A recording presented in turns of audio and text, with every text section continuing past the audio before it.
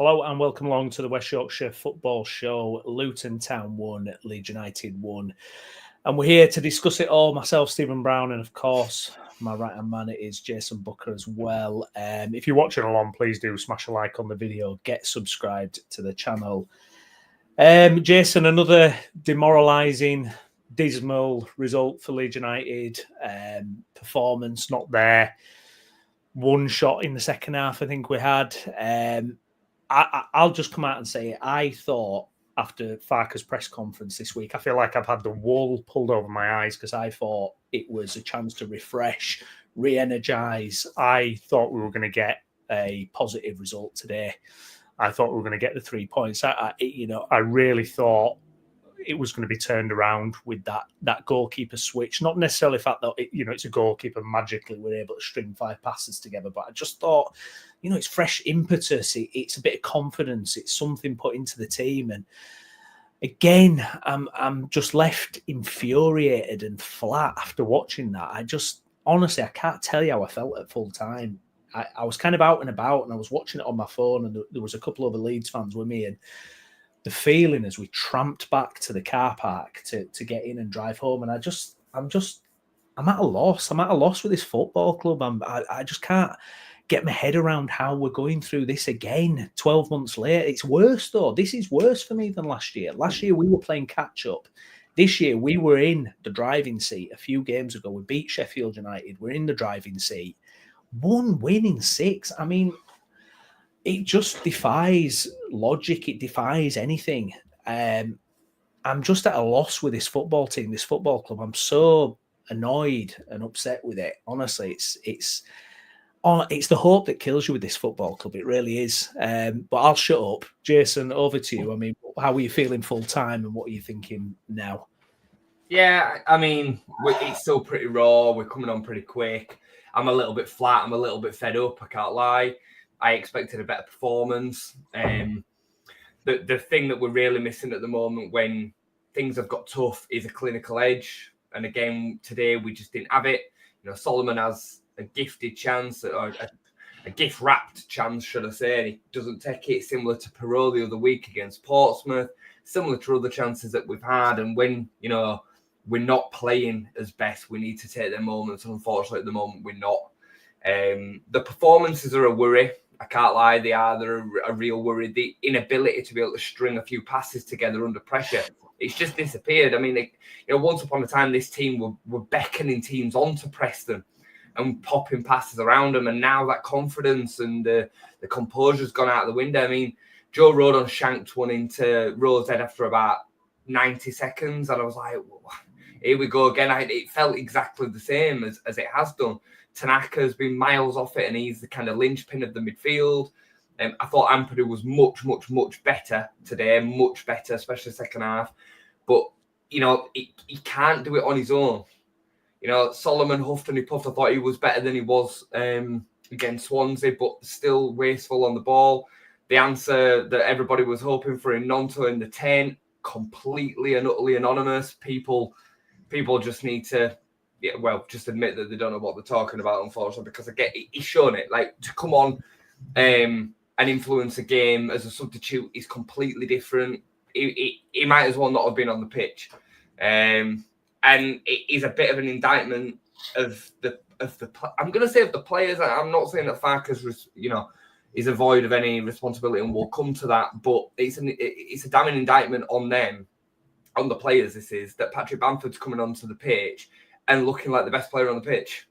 Like, that's wild in 2025. After how long he's been injured, he's coming onto the pitch, and he did change the game. He was arguably our best player going forward in the last 25, 30 minutes. He's not played for how long? 5 months, I think it is. What is going on with this game? What is going on? How can we be in that position where the guy that has hardly kicked a ball for months comes on and actually looks to have a bit of confidence or something? Honestly. Sorry, mate, I interrupted. No, it's okay, mate. It's a mentality thing with this team. It is. I mean, people will look at the likes of Junior Firpo and be like, he really wants it. He's really passionate. But I see it a little bit differently. Like, he's losing his head after 20 minutes. His defending today was absolutely woeful. Moronic. He's giving free kick after free kick away. He's giving throw-in after throw-in away, and it's what they're playing for. And, you know, he's then ultimately, again, responsible for the goal. And I'm not digging Junior Firpo out, you know, saying again, but defensively, he's terrible. Like, and that left side of the defence is terrible. You know, once upon a time, I didn't think we were ever going to concede, or we never looked like conceding. Now we look like conceding constantly. You know what I mean? I've just seen a quick comment that I've just been scanning there that somebody's been blaming Darlow. I mean, how on earth anybody could blame Darlow for that goal? Like, there's not. No. But I just thought Carl Darlow was one of the successes from today. I thought it was very good overall in what he had to deal with. There was a really difficult shot in the second half. The collection that he made early in the first half, that would have been 1-0 Luton there. And then if it had been Meslier, there were a couple of times where I held on to the ball too long in terms of his kicking, and it nearly made me shit my pants because I thought he was going to get dispossessed. But that side, I thought he did really well, and I felt like the defence were more comfortable with him behind them. That's maybe it's just me that's more comfortable, and that's like kind of I'm taking the resignation from the defence. But yeah, overall, mate, it's a worry. I did just say to you before coming on air that I think if we have got the Swansea result over the line, I think we would be feeling okay while still disappointed about a point away at Luton. They are not the same Luton that have been kind of bumbling through this season. They've only conceded more than once at home. It's since October. Once they've conceded more than one goal. You know, they don't concede a lot of goals. They are still a decent side. They've got some quality in there. They've obviously had a lot go wrong this season. But they're in a decent bit of form at the moment. They're in 8th in the form table. Like they're not in the same position as what they want, and they are fighting for their lives. This is going to happen. The problem is we're doing it on the back of this form, and we're doing it on the back of throwing away a last-minute winner against Swansea. So, you know, that they are the real problems. But for me today, the more concerning thing was the overall performance of some of the individuals. So yeah, I'll let you. I agree. I mean, just on Darlow, I thought it were a breath of fresh air. There was a cross that he came and he caught it, and I nearly cheered like a goal. I was like, bloody hell, a keeper that can catch a basic cross. I thought, you know, their tactic were going to be launching those balls in. I thought he dealt with everything fine. I agree. You know, when you see him on the ball, you know, he hasn't got that aspect to his game, you know, like Meslier has. But I swear to God,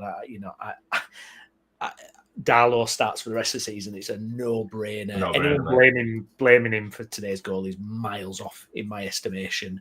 He should have been in a lot earlier. It should never have been Meslier for so long. Ridiculous that it has. Nonto coming in. I mean, where do you begin with this one? I mean, he's had 2 decent cameos. And the whole fan base, or what felt like the whole fan base, is he's got to start. This, that, and the other. I thought he was so bad today. I thought he was so dreadful. He loses the ball for their goal. He offered absolutely nothing. Farke's come out saying, "Oh, it's okay because the way Luton set up, we could afford someone to not have to press in the number 10." I disagree. I wanted Brendan on that pitch to get in their faces. Now, was I necessarily upset that Willie had started instead of Brendan? No, not necessarily. I wasn't, you know, I was kind of open to it. Look, let's see what he can do. It has been fine in cameos, in very small sample sizes. He did the square root of nothing today. Absolutely nothing. And the problem is, and what I think the biggest worry with that is the fact that Farke's put him in. I mean, what's he thinking? The thing with Farke, it's like, and I'm really starting to doubt some of his decision making. I think he's really coming across all over the place at the minute. It's like, what do you believe in? What do you believe in? What do you want your number 10 to do? What Brendan's done all season? Or, you know, are you caving into the fan base? Are you caving into the critics? I mean, what do you stand for? I just think Farke's just getting it wrong on so many levels at the minute. I can't even speak. But the fact that this player comes in, it's not his natural position, and he looked completely lost. He was anonymous. I'm not even blaming necessarily Nonto at this stage, because I just think it just smacks of caving in and desperation, and I don't know. It didn't work. What You know what it anyone is, Browney? not and I'm afraid to say, and this is going to, sorry, Jason, but this is going to go into a bigger point about Farke as well. We haven't seen Ramazani today, and Ramazani's been poor when we've seen him. I concede that. Jayden Anthony scored 2 goals for Burnley today. The way we are treating Ramazani, what's happened with Ramazani is a carbon copy of what happened last year with Jayden Anthony. This manager has not got anything from him. Yes, it's the player's fault, but there's also Farke to blame as well. Because it's all right doing it for 30-odd games if this is going to be the bottle at the end. This guy, he can't use his squad. This manager does not know how to use his squad. I'm all over the place. I know that. I'm absolutely all over the place. I'm just because remind me to talk about Ramazani. Let's start with this. Let me just let's start with this nonsense situation first. People don't realise what they're asking for.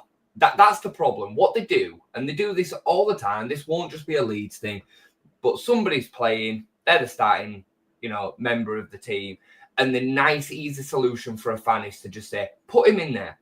That is it. If Nonto was playing every week and we were going through this form, they'd be doing the same with Dan James. If Solomon was out of the team and Ramazani was playing at the moment, we'd be doing the same for Solomon. That's what fans do.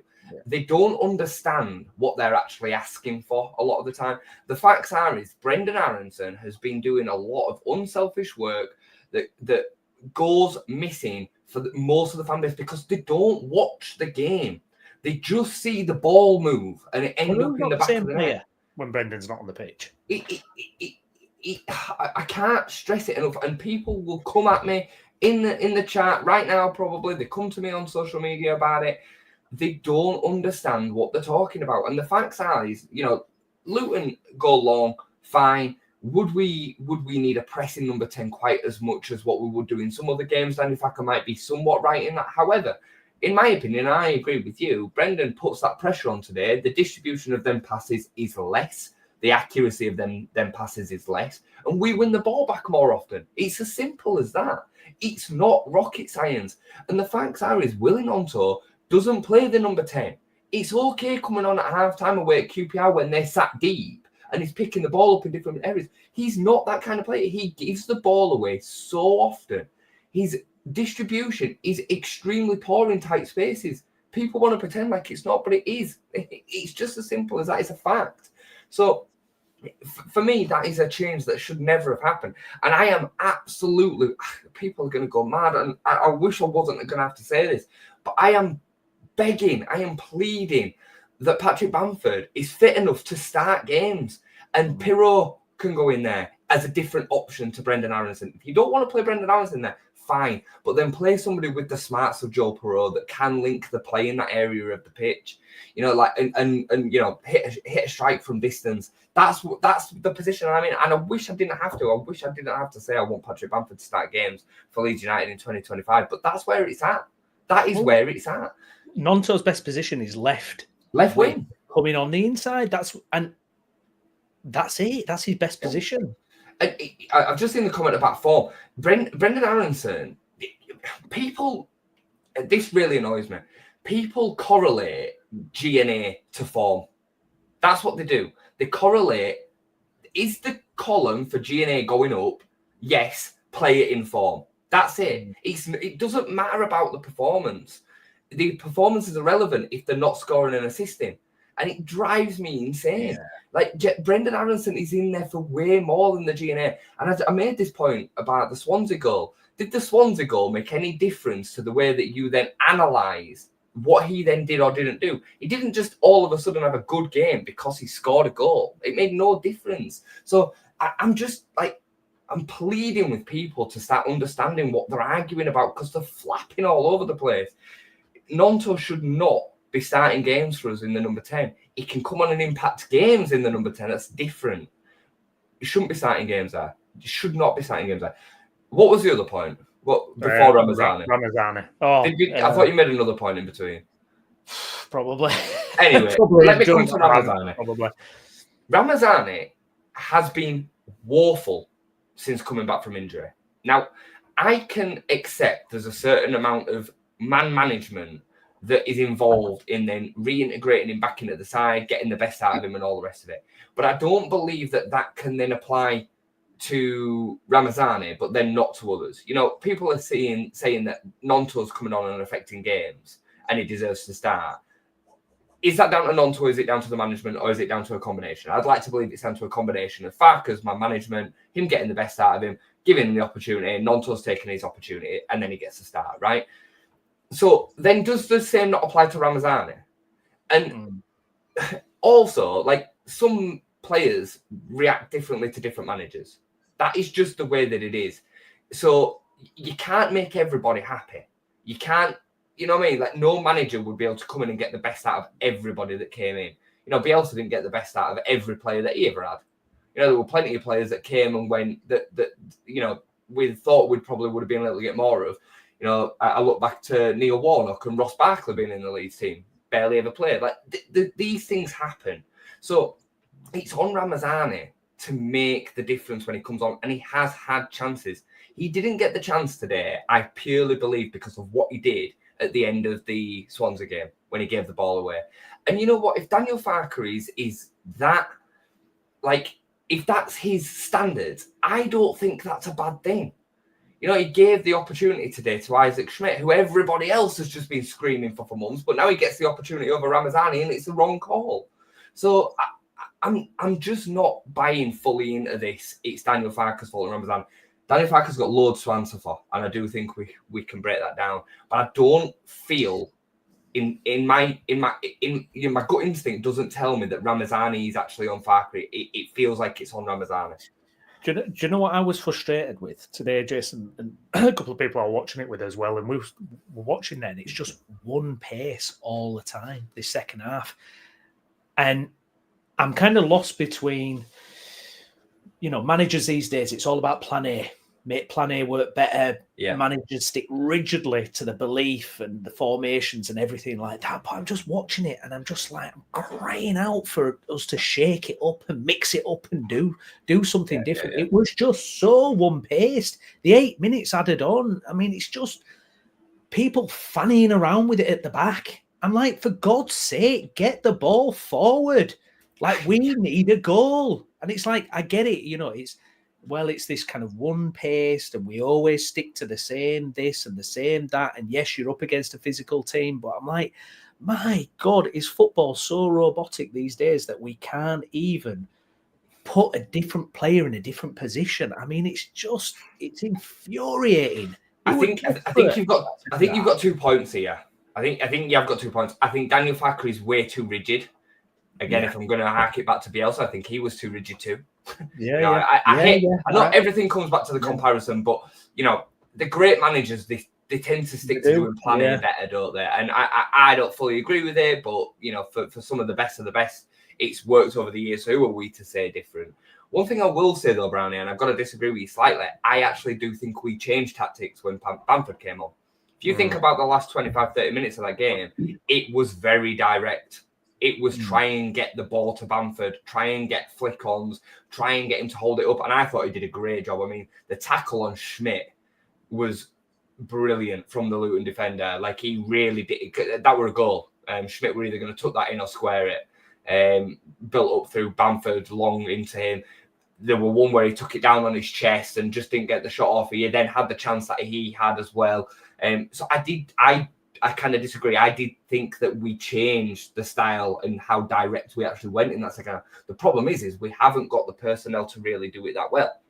Bamford's not an out-and-out target man. He's not a key for more that you could bring on to change the game in that way. Or, you know, whoever, you know, insert another target man here. And we don't really have the 10 to then get in and around that at the right period of time. You know, there were times where Bamford was holding the ball up and had nobody anywhere near him. Some of that is on the players. I tell you what, the one thing that I saw as well that was really I found infuriating is when, say, Dan James had the ball, zero movement from anyone. So static, side to side. I'm like, where's the movement? Where's the energy? Where's the runs? Do something. James curved a run round the back, didn't he, in the first half? Squared it into the 6-yard box. Keeper collected it, and there was nobody anywhere near him. Nobody anywhere near. Now, James could maybe get his head up and try and pick a pass, but the facts are is there should be somebody busting a ball to get towards the front post. So I agree with you, mate. I agree with you. But I believe that a lot of this performance issue is down to pressure and is with the players. You know, you can't, again, you have to balance this out. And I'm not saying that Farke's got nothing to do with any of this, but you can't look over 30 games and say that we were brilliant, the style was excellent, we got it all together right, and then all of a sudden it falls off a cliff and blame everything on Daniel Farke and say that the style should just go out the window. Like, there has to be a balance in this. Yeah, because it worked perfectly for 30 games. I'm sure it's not working, it's up to him to find answers, but at the same time, the players need to step up. We've seen Tanaka play way better than this. We've seen Jayden Bogle play way better than this. You know, and I can go through. Solomon, I think, goes part of that. Joe Perreault is part of that. Dan James is part of that. Even though Dan James is still bailing us out, he's not been to the standards of which he has been this season. So, you know, we rely far too much on a couple of individuals. I look at Joe Rodon and I look at Ethan Ampadu. We're crying out for them to kind of just carry us through these games. And it's like, come on, boys. Like, you've got to step up and make the difference that we need. I think you're spot on. I do. I can't disagree with anything you're saying there, because I don't know what I'm watching. I'm watching a shadow. I'm watching an absolute shadow of what I saw 10 games ago. I mean, it's crazy. Yeah. Tanaka, I think Tanaka is, I mean, God, who is this person playing wearing the Tanaka shirt at the moment? He's slipping, he's sliding, he's not winning his goals, his decision making. I described a few games ago as having trust in Tanaka, and that was like the biggest compliment I could play him, is because I've just never felt anything but complete ease watching this guy. When he has possession of the football, I knew it was going to be the right decision. He was going to do things properly. You know, just a player you can trust. Yeah, it's great to watch a player you can trust. That trust is going out the window right now. It's going out the window. I love Tanaka, and I think he has got serious ability to be able to step up, but over a sustained period of time, it's funny how you can start to see and pick up on things that would maybe have stopped scouts, managers, coaches from picking him up and taking him to the top league. Yeah. This is why, because, a scout may have seen this over a period of games or when pressure hit. Like, I actually think there's a case away from home at the moment that we drop Tanaka and bring in Gruev and Ampadu in that midfield. I really, really do think that, because it would allow Bogle and Firpo to do more damage further up, and we could then solidify that area of the pitch. I really, really do believe that we're on the border of that making a bit of sense, especially if you're going to insist on playing Nonto in the 10. Because, again, Nonto just defensively does nothing. He might as well not be there. So today, it was very much Ampadu and Tanaka trying to link the play. But yeah, I couldn't agree with you more, mate. And I, wax lyrical about Tanaka. He's been one of the signings of the season, and he still has. Like, he absolutely still has. But since, I would say, probably the turn of this form, he has really fallen off the boil. So, yeah, frustrating, mate. Really, really frustrating.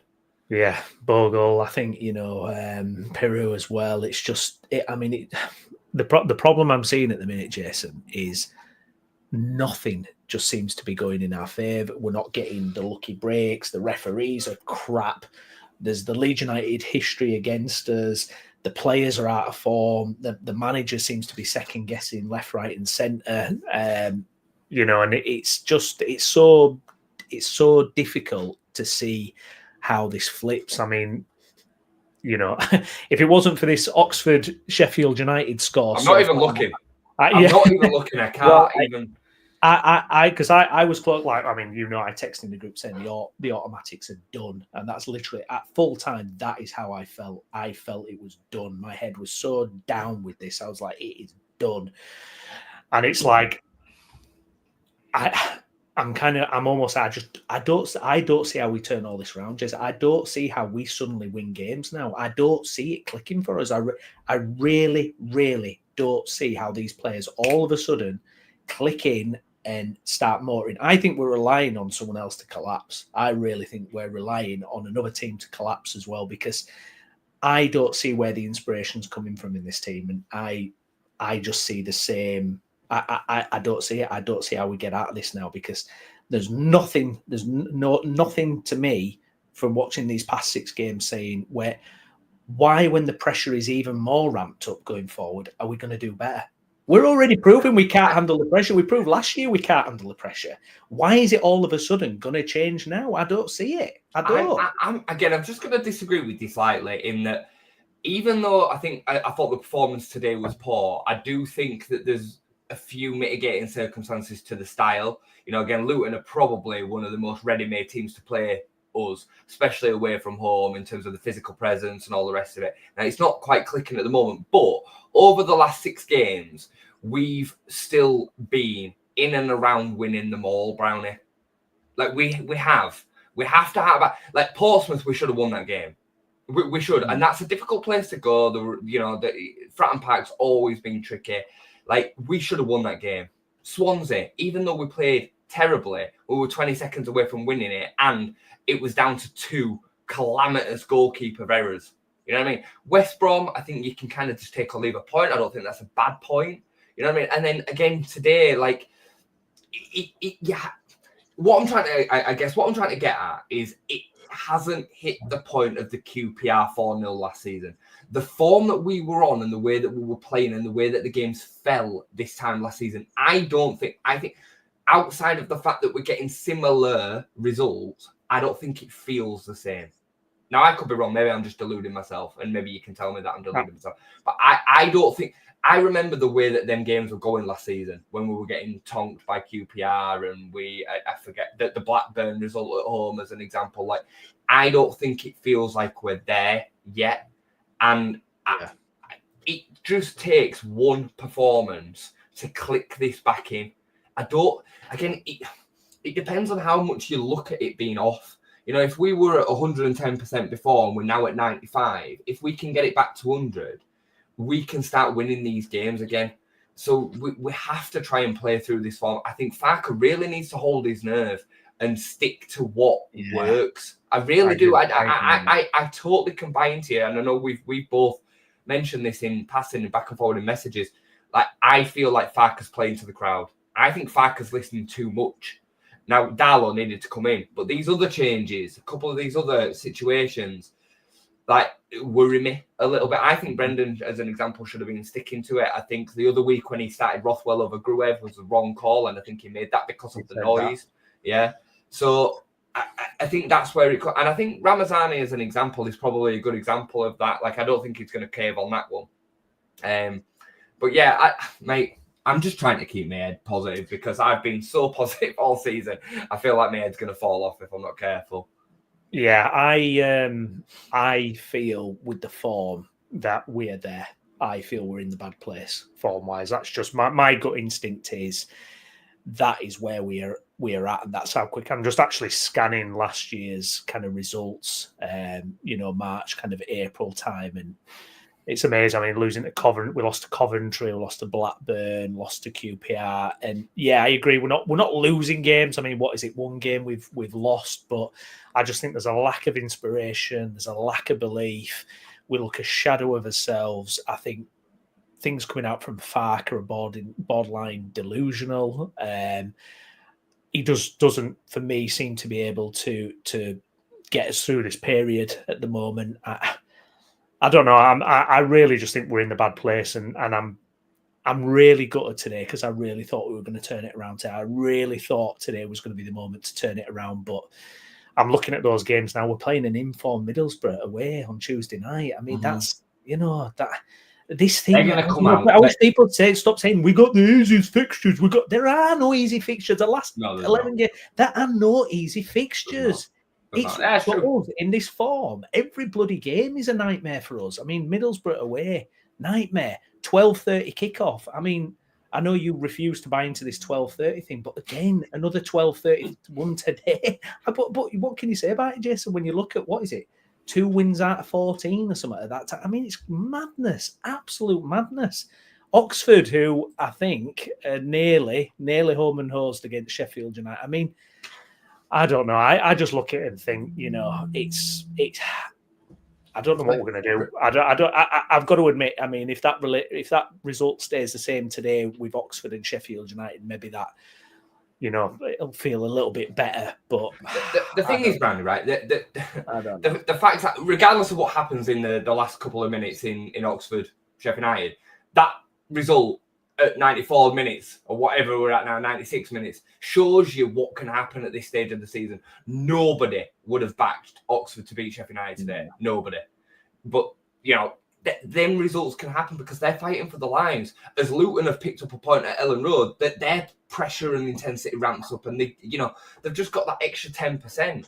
That's the way that football goes at this stage of the season. So again, I don't think in isolation this result is the end of the world. I really don't. I think it says more about what happened on Saturday. And again, you can still then put questions at the door of Daniel Farke. Why wasn't Caldalo the keeper? Because if he was, we win the game 2-0, mate. We win the game 2-0. We win the game 1-0 because we don't need the second.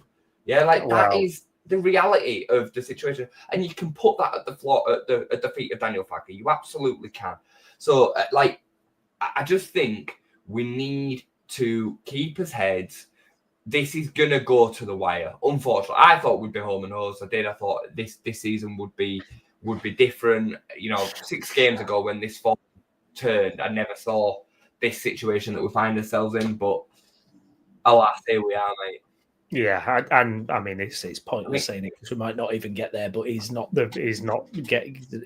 manage us in the Premier League. I'm sorry, that's just how I feel about it. Let's come at that. The heat at the moment, but I'm gonna just say this now, right? So I made this point in the group before we went live.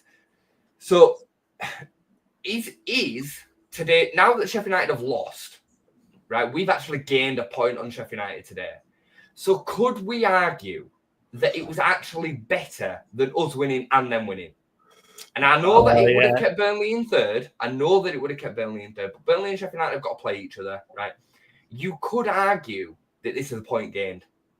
Yeah. Well, when you put it initially, I was like, no. But then when I thought about it, I was like, oh, yeah. It's an interesting one. It is an interesting one. I mean, let's see what the chat think. What do you think on that one, guys? Let us know. If you had the option before the game of being 1 point closer to Sheffield United or on the same points as Sheffield United, what would you take? Now, I know that you have to factor Burnley into the equation. I hear it. I get that. But in many ways, they should have got points as well. They just got to turn the luck again today that we never seem to get, but they did. Yeah. They got it. The answer is you would prefer to actually be a point better off on one of your rivals. So, I'm coping a little. I hear it. I get it. But the reality is we are actually a point better off than Sheffield United at the start of the weekend. So we were away at Luton. I would argue, I know they're in the positions that they're in. They're not close to any goal difference. If we do, if we can match them, Yeah, exactly. And I would argue that Luton away is more difficult than Oxford away. I know Oxford are higher in the league, but in terms of where they are in their season at the moment, Luton are on a bit of a crest of a wave, new manager and all the rest of it. It's not a bad point. It's just, again, unfortunately, you can't take it in isolation because we have the form that we're in. We have the Swansea. We have the QPR. We do have the Portsmouth. We have the West Brom point. So I'm not saying it's a good point. I'm not. But in isolation, it's not bad. And we just have to now try and turn this form around. Now, is Daniel Farke the man that can do that? I'm not so sure either. I think it's more on the players. I think the players have really got to take a step up. Like Ethan Ampadu was trying to do in that second half. He was trying to lead from the front. I thought it was excellent second half. But we need more of them, mate. We need more of them. Right, yeah, that's one thing with Ethan, snapping into tackles, aggressive, and we really lack that. We really do sometimes. Right, let's get to some of your comments. I can see the flying in. Thank you so much for that. Can we start with Stevens on Ramazani?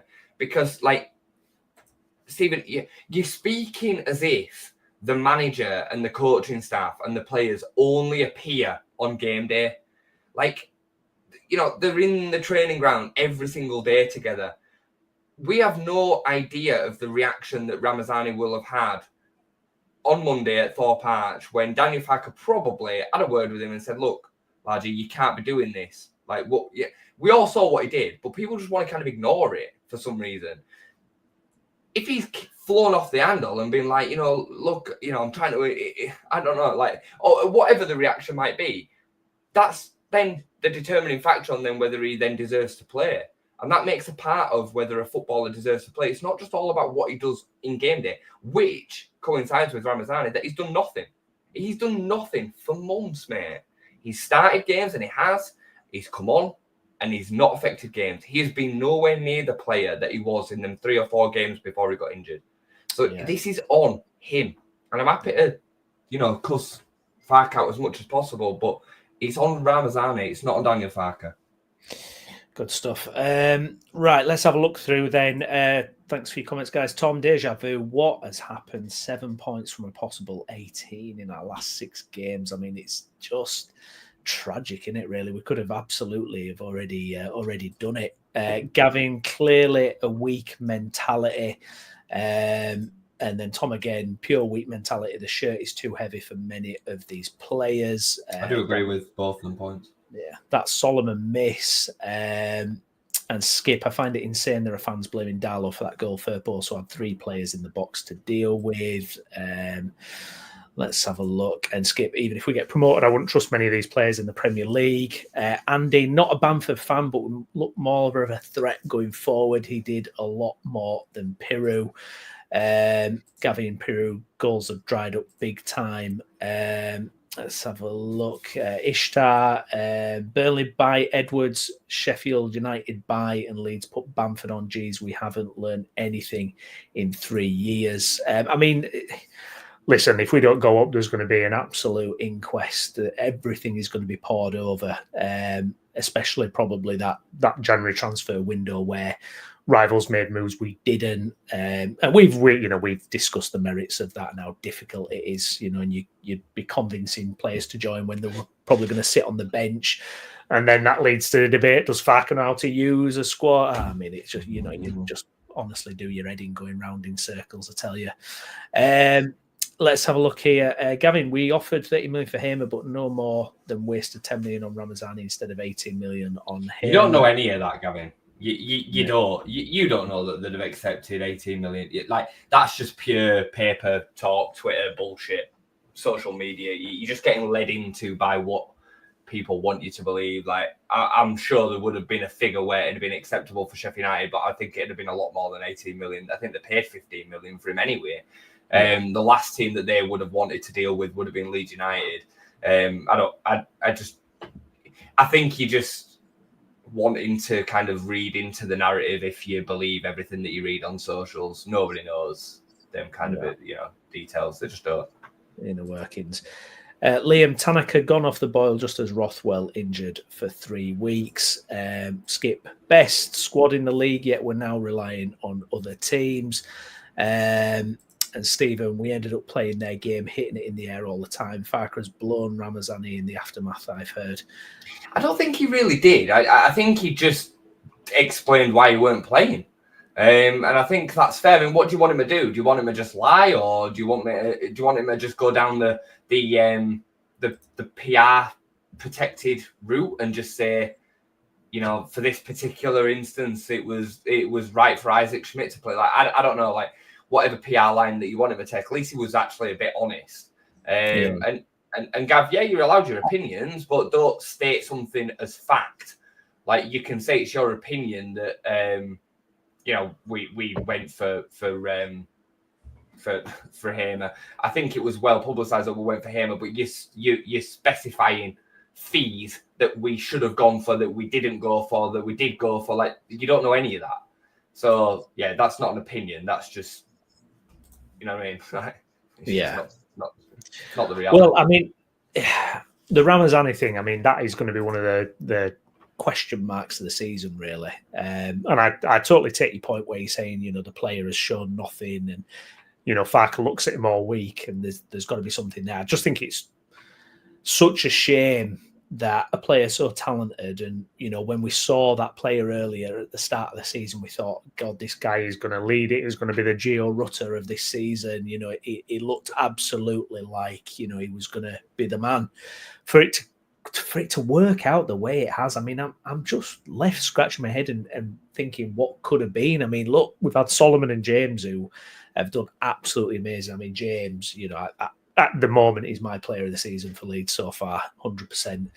and they've been fantastic. But it would have been delicious to have had an informed, sparkling Ramazani, really challenging for those places as well, and really providing competition. And when either of those have looked a little bit tired or not quite fully at it, we'd have had someone really special to bring in there. Same with Nonto as well, but instead it's been this reliance on Solomon and James, and we've not been able to really use this amazing, incredible squad. I just find it staggering that you can spend so much money in the Championship for a player that's played. How many minutes has he played this season? I mean, it's unbelievably low. And I know he was injured, but I mean, I'm just left scratching my head because what other team would have this luxury of a player like that sitting on the bench?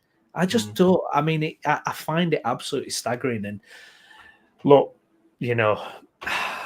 players with bad attitudes and this, that, and the other. Look, Somerville, by all accounts, was not the easiest player to deal with. Poor on the training ground. Many managers have said that, having a terrible time at West Ham. Yet Farke got an incredible level out of him. So I don't think it's like Farke can't handle difficult personalities or challenging players. But I don't know. I would love to be a fly on the wall because I'm staggered with how that's worked out, and it's hurt us massively. It's all right having the best squad in the league, but only if you use it, only if you're able to call on that best squad in the league. There's a few games left to go to the season. I mean, can we bury the hatchet? Can we get this guy involved to give us something? I think this team needs a spark. Now, it might be Paddy coming back into it. I don't know. I would love it if it were, but we need something because I'm struggling to see how we do this now, Jason. I really am. It's a little bit of a lifeline with what's happened with the Oxford result. It does feel like actually that's just swung it a little bit because it is a point gained. It does put a little bit of a different perspective on it, I think. But God, we've got to get into some form. We've got to get into some form. There's got to be a spark from somewhere because at the minute it's just looking so flat. There's a few bits to say on this. I mean, similar to what we were saying about Tanaka earlier, Ramazani perhaps hasn't got a top flight move because of this reason. Like he was playing it in La Liga and nobody in La Liga came to sign him for 10 million quid, which really in the grand scheme of top flight football isn't a lot of money. Yeah. So we saw flashes in the early days, but people want to speak about him like he was doing this for 3-4 months. He didn't. He did it for 3 or 4 games. And in them moments, I even said I thought his ceiling was higher than Somerville's. I remember saying it. Like I was very excited by him as well. But the reality is that since he's come back, he has been really poor. And if you then combine that with poor attitude, you cannot bash the manager with that. You can't, not when he's shown the levels, just like you said there with Somerville and others, to get so much out of the others. There is things that he should do better. I do think we should be a little bit more versatile in the way that we're playing. But ultimately, like that spark can only come if the player decides it's going to come, like we've seen from odd moments from Nonto. And I need to kind of bring it back to this. The big turning block or turning point within this team over the last 6 games has been the defence. It's not actually been the attack. The control has been lost in possession and from the way that we are defending, to which Ilhan Melier has been a massive part of that. You go and look at the last 6 games and compare them with the 6 games before. We've got, 1 clean sheet? And look at our scenery here. 1 clean sheet in the last 6. Millwall at home, 2-0. 5 games we've conceded goals in, and we've conceded 2 in 2 of them. Now, we don't do that very often. No. So, really, people are saying we need this spark and we need to change Solomon, we need goals, we need this, we need that. Like, actually look a little bit further back because the control in the games has coincided with Ethan Ampadu coming out of the team, Pascal Schrock playing terribly, in my opinion, Ilhan Melier throwing goals in. Like, if we can actually start to keep clean sheets, we'll win far more often. And I actually think the problems are at the other end of the pitch. But people are seeing us not creating as many chances, and that there is some reality in that. But we're still scoring goals most weeks. Yeah, we're just not keeping them out the other end. Yeah, it's true. It's true. And Pascal being in there, I'm just saying. Skip, wonder if Parag was there and what he would be thinking. What do you think the 49ers? I mean, if you could sit and have a chat with Parag and he told you the truth, what do you think they're actually thinking right now, Jason? Because this is not part of the plan, is it the fact that we're scrabbling around for a promotion the second season in, when highest wage bill and spent a fortune, and it's the last roll of the dice with the full parachute money? I mean, what do you think the 49ers are thinking about this? I mean, they must just be, I don't know, they must be banging their heads on the wall, because I mean, in the financial accounts, they've put a hell of a lot of money into the club, 130, 140 million cash they've put into the club, to give this thing a go. I mean, they must be absolutely out of their mind with it. I bet they can't believe that it's come down to this, really. Yeah, I think they'll be really, really worried. They will be really, really worried. I mean, their investment relies on us being a Premier League team, not a Championship one. And they have put a lot of money in. They've maintained a high wage bill to make sure that we're extremely competitive. As recruitment on the whole has been very, very good. They're committed to Daniel Farke in terms of the contract and the management team that's behind him. They will be expecting to see us win the league.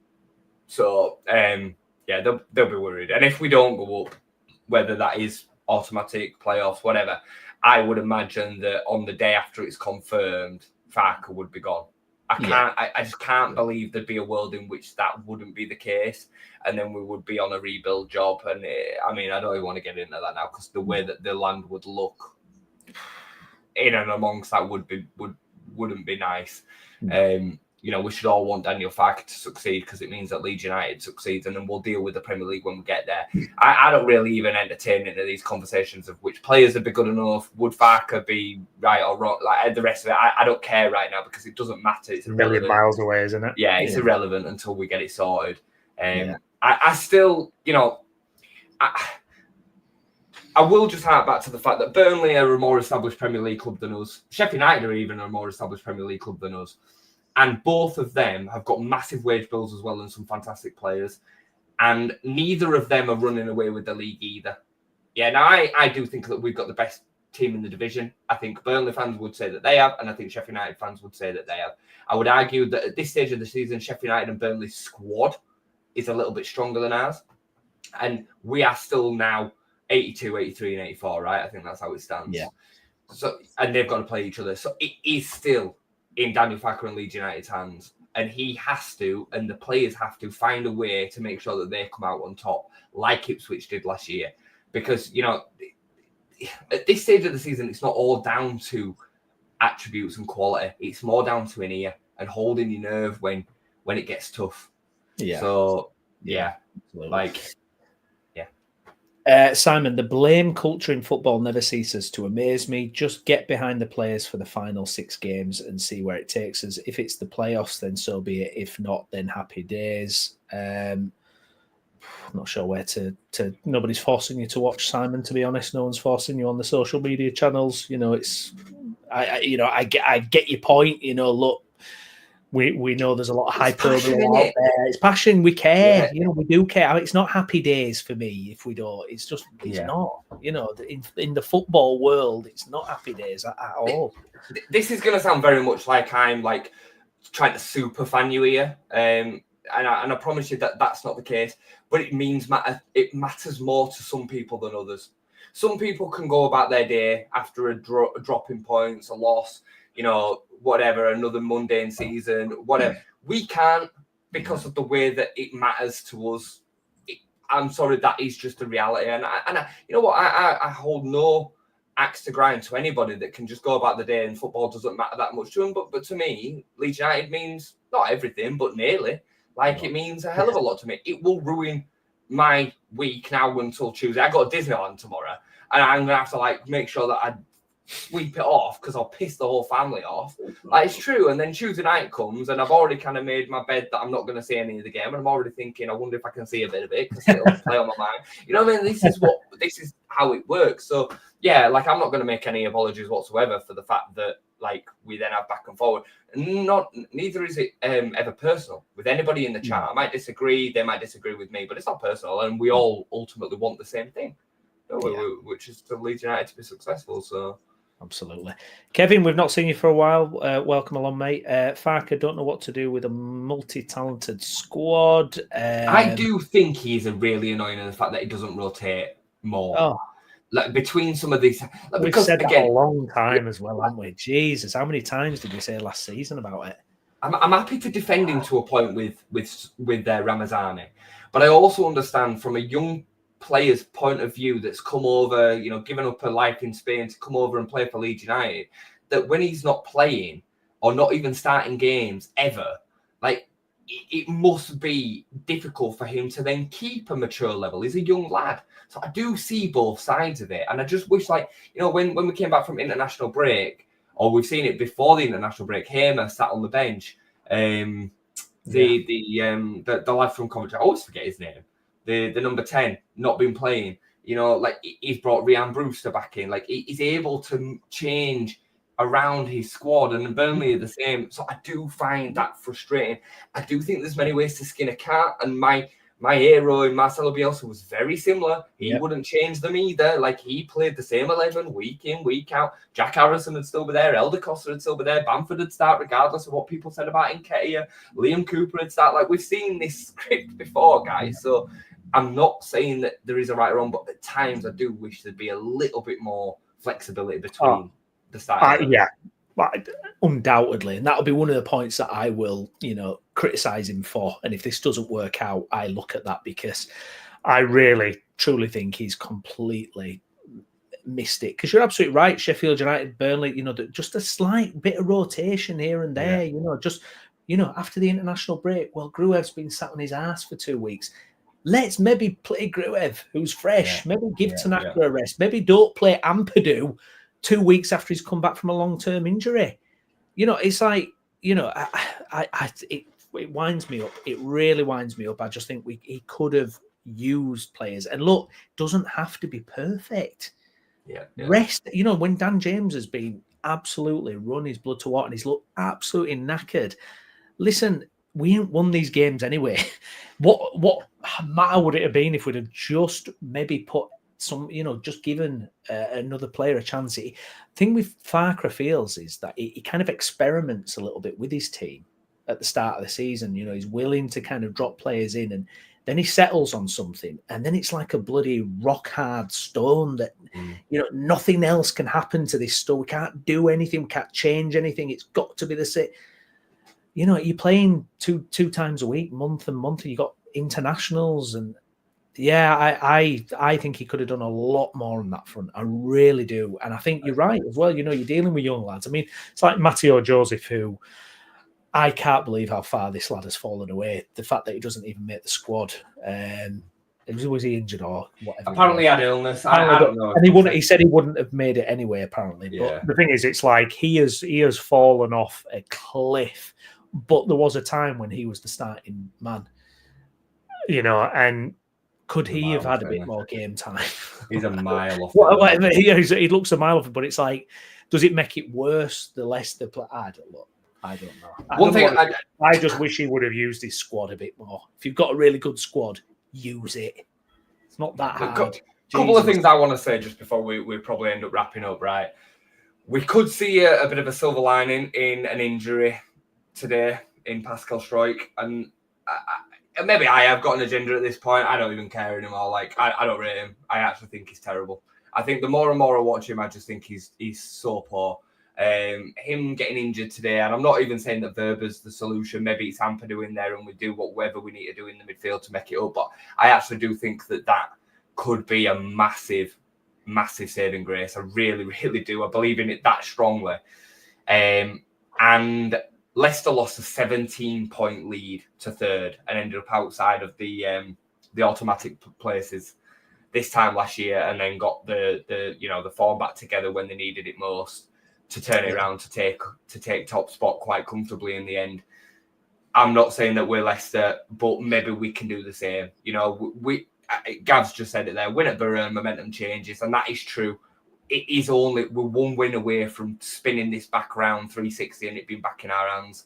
And I, you know, if we were to take 6 from 6 over the next two games, I'm more than confident that we'd be back in the top 2 and it'd be right back in our hands. It's just the next game, innit?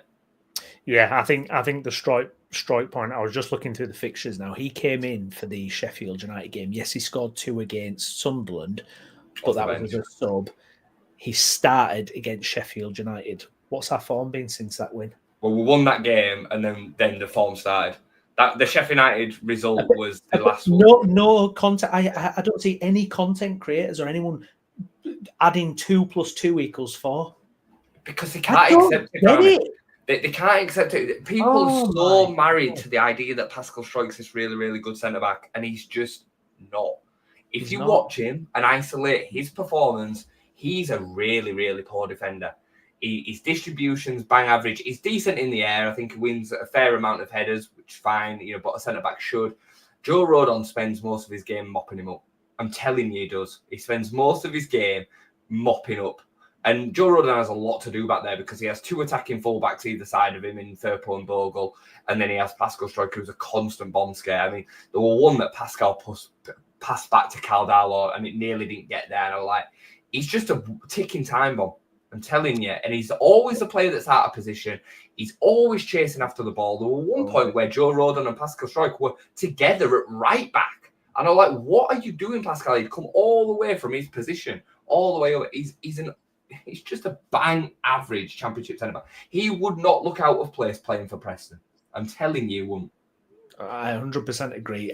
Him and Meslier should never have been in this Leeds United team for the last 2 years. Yeah, that's just my opinion. They both were so horrific in the Premier League.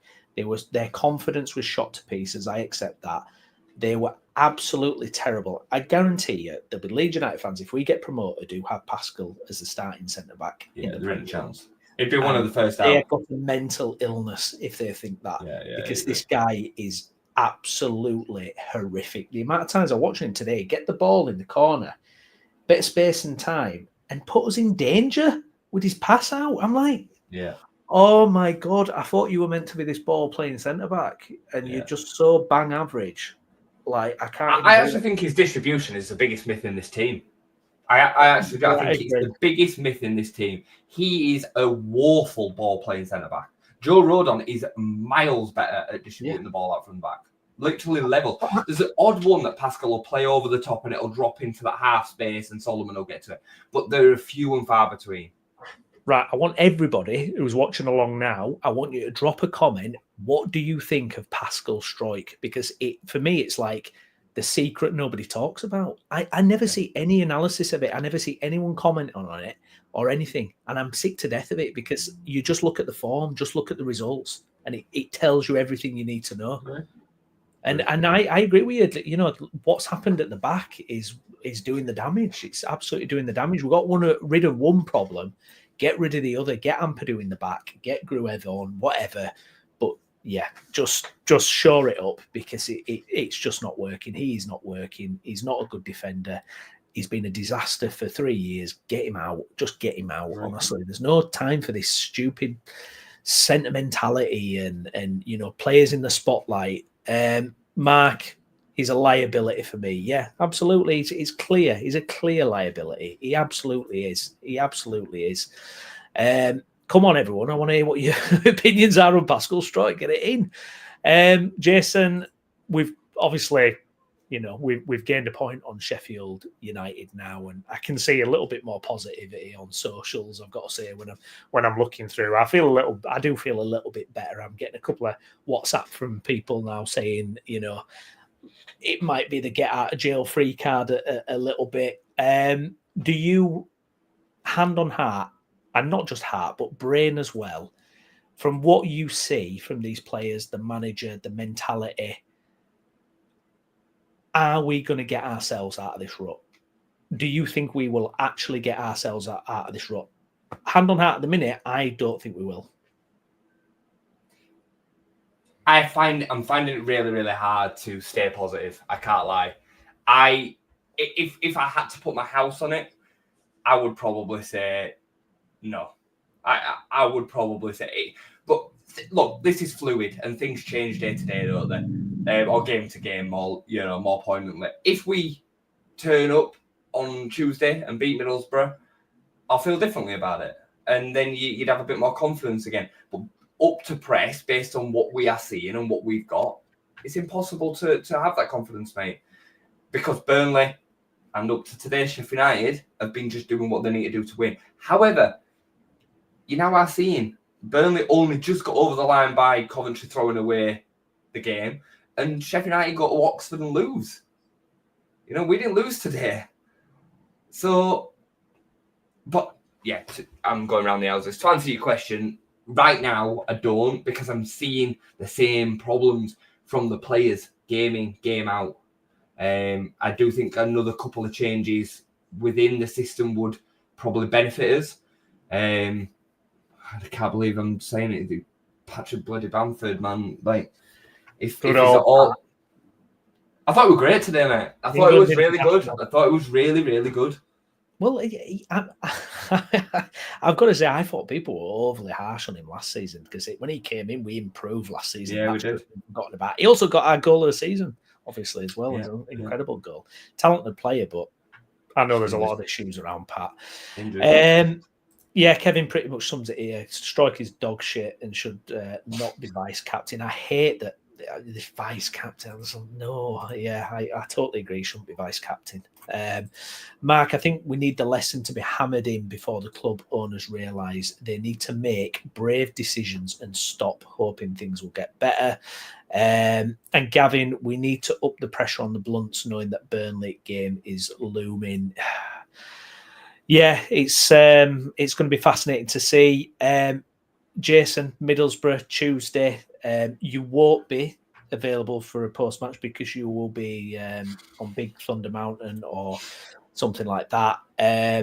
But I trust you. I can imagine you finding a little cheeky stream somewhere or something. If I know what you're like, I can. It will be the first game that I've missed all season if I miss it. The likelihood is we probably won't be back to somewhere to watch it, but we'll see how the day plays out. I've promised the family that I will commit 100% to them. If we end up being back somewhere I can watch it, then fine. And you know what? I can't say fairer than that. Like they put up with a lot when it comes to me in terms of me giving my time other places. So the least I can do is make sure that I'm fully present with them during that time. That said, I will obviously get out really early. Yeah, so everyone's just knackered. Everyone's just like, oh yeah, let's just go back and chill because I will be. I will at worst case see the highlights later on, and I'll be following the result as I'm walking around on my phone, no doubt. But it's a massive game, mate. It is a massive, massive game. It feels very much like the 4-3 that we ended up getting over them this time last year. It feels like the same severity, and obviously we then went to QPR, and what happened after that. Like, we need to win on Tuesday. We do. It's a massive, massive game. It's without a doubt our hardest between now and the end of the season. And given where we are with the form, it'd be the absolute perfect time to turn this form around. It's funny because as bad as the form has been, we've only lost 1 of the 6.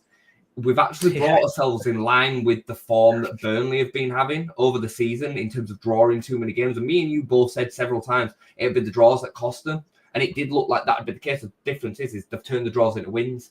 We've turned the wins into draws. And we've actually, go and have a look at the league table. We've drawn 2 games less than them. We've only still lost, 4 games all season? It's crazy. But we're now finding ourselves in this situation because the standard, again, is just so bloody high. So, but yeah, look, I'm gonna go out on a limb and say that we'll win on Tuesday. I feel somewhat confident that we can get the win there. I think they'll suit the way that we play. We saw them at Ellen Road, not the cup game, that didn't matter, but at Ellen Road, they were there for the taking. They've hit a bit of form themselves recently, but they're up and down. They're patching themselves. They've got a lot to play for. They need to win, so they'll be coming out to have a go. I think we go there and win the game, mate. Well, it's going to be a football match, which will be nice anyway. There's going to be actual ball in play, and it's not just going to be about physical big men bumping into each other. It's going to be actual ball on the floor. It should be at least a good game to watch.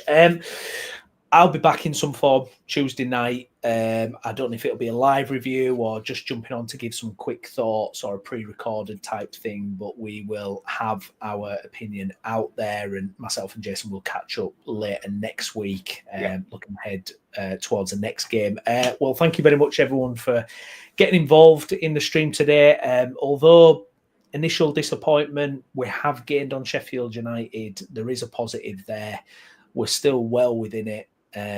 We've just got to battle through this difficult period, and hopefully we can get back on form and get over the line. But we will wait and see. We are in third place now. We have dropped out the automatics for now, but we do know that those two have to play each other as well. So Leeds just have to get back on it. If you're watching this video later, please do drop your comments in as well. Let us know what you think about some of the topics, and subscribe to the channel as well. We will be back later. I'm Stephen Brown, and with me has been Jason Booker, and we will catch you again soon. Thank you very much for watching. Bye-bye.